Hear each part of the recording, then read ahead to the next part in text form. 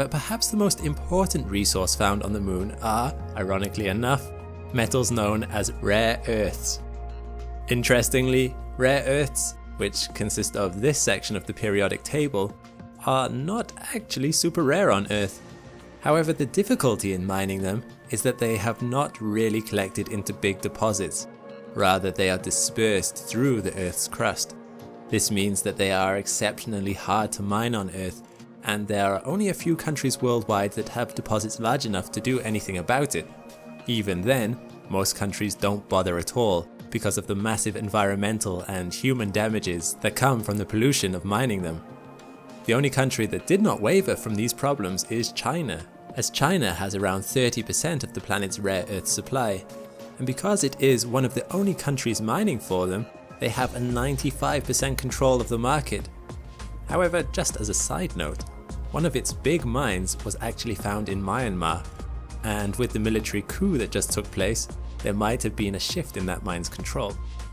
In any case, 95% control of the market puts China in a powerful position worldwide, especially seeing as these minerals are so valuable to our society, being components of various electronics and batteries. Because of the massive push recently to switch to electric vehicles with their huge battery packs, demand for these materials will only increase. So it's worthwhile considering where the minerals building these batteries come from. Are countries with somewhat sizable deposits like the US, Canada, Australia and South Africa going to start digging up their backyard to extract them? Or rather than pollute the earth further in our attempt to go green, is it actually more feasible to get these rare earths off the moon instead?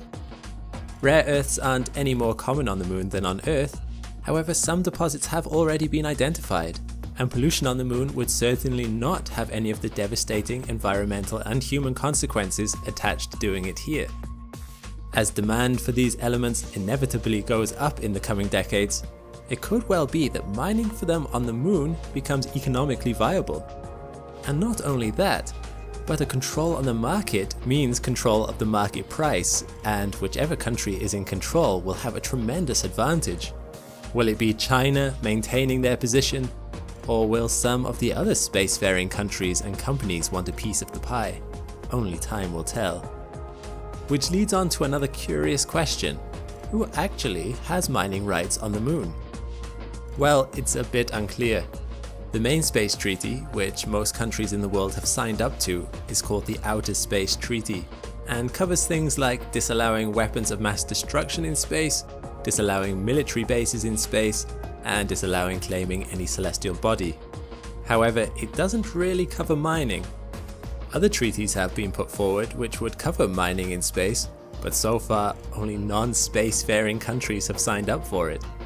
Right now, it could just be a matter of first come, first served.